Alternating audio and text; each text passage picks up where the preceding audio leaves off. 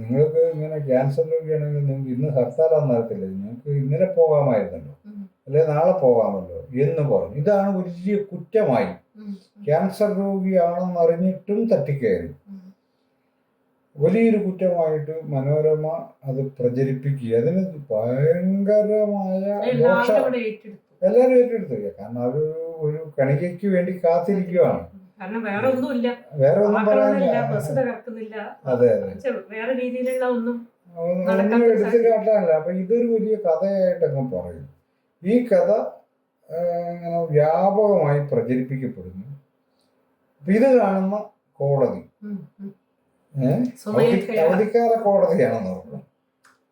അവധിക്കാല കോടതിയാ, അത്യാവശ്യ കേസുകൾ പരിഗണിച്ചിട്ട് പോകേണ്ട ഒരു കോടതിയാണ്.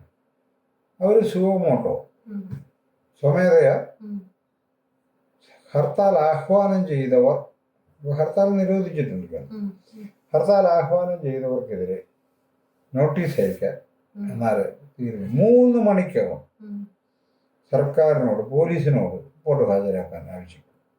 ഈ ധൃതി എന്തിനാണെന്നുള്ളത് സംശയാസ്പദമായൊരു കാര്യമാണ്.